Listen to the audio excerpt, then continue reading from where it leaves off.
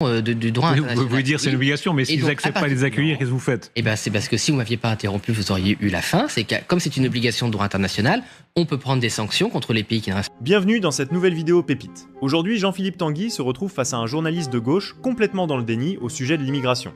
En effet, le journaliste va essayer de piéger Tanguy en posant des questions orientées, mais malheureusement pour lui, Jean-Philippe Tanguy va déjouer tous les pièges. Enfin, le journaliste va s'attaquer à la légitimité du Rassemblement national, qu'il va qualifier de parti dont personne ne veut s'associer avec. Maîtrise et sang-froid exceptionnel, Tanguy va clouer avec classe le bec de ce journaliste. Je vous laisse voir. Les déclarations de Laurent Nunez, ministre de l'Intérieur, tout à l'heure, sur les OQTF, donc les obligations de quitter le territoire français. Il a lâché ce chiffre, c'est la première fois qu'on a ce chiffre-là, sur les OQTF qui ont réellement quitté le territoire français depuis le début 2026. En l'état, ce sont 150 personnes. Réaction? Mais c'est pathétique. C'est un par jour. C'est-à-dire qu'on arrive à expulser un OQTF. Monsieur Nunez arrive à expulser un OQTF par jour. Enfin, il faut remettre les chiffres. Sur combien d'après vous? Voilà, je ne sais plus le chiffre en tête, mais il y en a plusieurs dizaines de milliers. C'est consternant. Enfin, l'année dernière, il y avait 500 000 migrants qui sont rentrés en France. Bon, vous en expulsez un qui n'a pas sa place en France. Là, je n'ai pas le chiffre en tête, mais c'est plusieurs milliers, dizaines de milliers qui attendent d'être expulsés. Parce qu'il ne faut pas non plus réduire ceux qui doivent quitter le territoire aux seuls OQTF, parce que l'OQTF, c'est une décision de justice. Mais vous avez aussi beaucoup d'immigrés qui n'ont plus leur place en France, soit qui n'ont plus un titre de séjour, soit qu'ils ont toujours été clandestins sur le territoire, soit que de notre point de vue, du point de vue du Rassemblement national, ils sont au chômage depuis plusieurs mois, et donc comme ils sont au chômage depuis plusieurs mois, ils n'ont plus rien à faire en France et ils doivent rentrer chez eux. Ça fait effectivement plusieurs centaines de milliers d'immigrés et d'étrangers sur notre territoire qui doivent rentrer dans leur pays. Vous savez ce que beaucoup vous répondent. Vous êtes le roi des yaka faucons. Il faut. Qu'est-ce que vous faites, vous? C'est-à-dire ces gens-là... Ah mais non, vous savez, monsieur... Vous n'allez pas les emmener en avion de force et les mettre sur le rivage en Algérie et dire, messieurs les Algériens, prenez-les. Qu'est-ce que vous faites?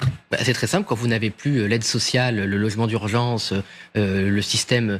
de bienfaisance français qui se répand sur les immigrés aussi bien en situation régulière que régulière avec des droits différents, eh bien évidemment ils restent dans notre pays, mais moi à leur place je resterai aussi dans notre pays, puisque ils ont droit à des droits exorbitants de tous les systèmes sociaux européens, donc systèmes sociaux européens, pardon.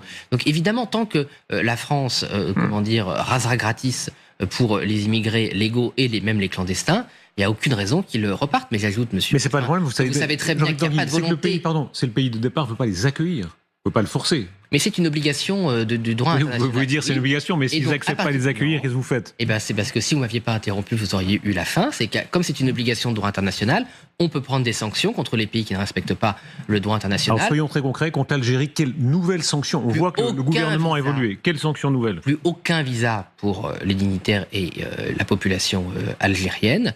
Plus aucune aide au développement, mais pour l'Algérie, c'est pas grand-chose. Et c'est surtout plus aucun transfert d'argent de la diaspora algérienne en France vers l'Algérie, tout simplement. Et là, je peux vous garantir que le régime algérien fera moins le malin. La réalité, c'est que le régime algérien sait que la France se couche systématiquement. Quand M. Darmanin avait promis de suspendre les visas, déjà, c'était pas une vraie suspension et il savait que ça allait durer que quelques semaines. Donc, rira bien qui rira le dernier. Et avec M. Retailleau, il savait très bien que M. Macron ne soutenait pas M.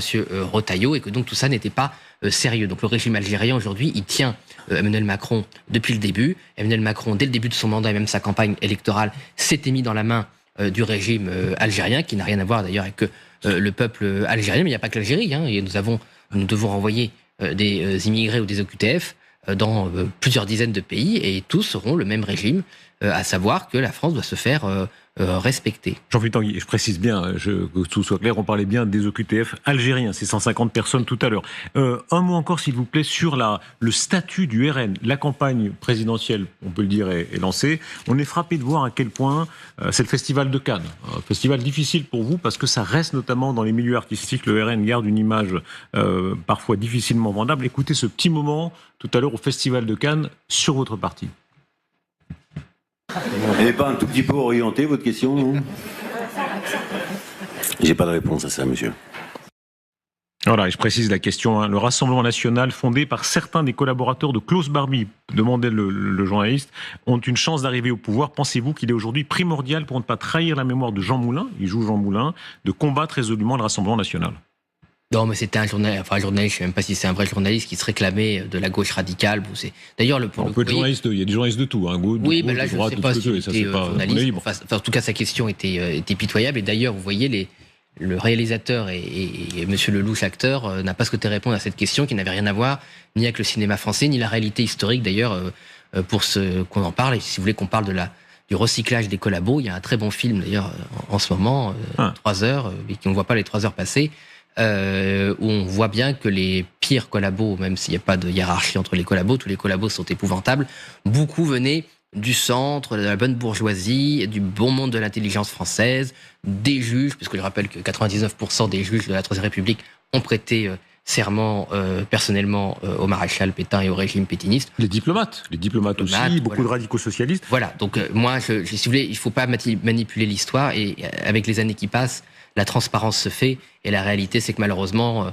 tout le personnel politique français n'était pas glorieux, et que les résistants, ils étaient quelques dizaines de milliers. Que vous ayez raison ou tort, quand vous ayez raison ou tort, c'est frappant de voir que ça reste dans les milieux culturels, intellectuels, le côté sulfureux du RN demeure. Michel Drucker, venant d'où je viens et compte tenu du passé de mes parents, prendre des gens d'extrême droite sur mon plateau, il parle en l'occurrence du RN, ma mère ne me l'aurait jamais pardonné. Mbappé, évidemment, qui ignore ça depuis quelques jours. Je sais ce que ça signifie et quelles conséquences ça peut avoir pour mon pays lorsque des gens comme eux arrivent aux commandes. Tout ça, vous dites, ça n'a aucun effet, c'est une élite, ça n'aura pas d'effet. Ou bien quand même, de nouveau à cette élection, ça comptera. Non, mais ce que je trouve un peu triste, c'est que ces personnes sont mal informées, désinformées, ne veulent pas s'informer. Et qu'est-ce que Marine Le Pen a à voir avec l'histoire personnelle tragique de la famille de Michel Drucker? Donc tout ça n'a pas de sens finalement. Voilà, donc vous voyez bien, il y a beaucoup d'excuses, il y a beaucoup de postures. Je ne comprends pas trop ces postures. Mais moi, j'ai même pas envie de polémiquer, si vous voulez, avec ces gens, parce qu'on est très loin des problèmes des Français. Dites-nous en commentaire ce que vous avez pensé de cet échange. Pour ma part, il est clair que Jean-Philippe Tanguy a parfaitement répondu aux questions. À très bientôt pour une nouvelle vidéo.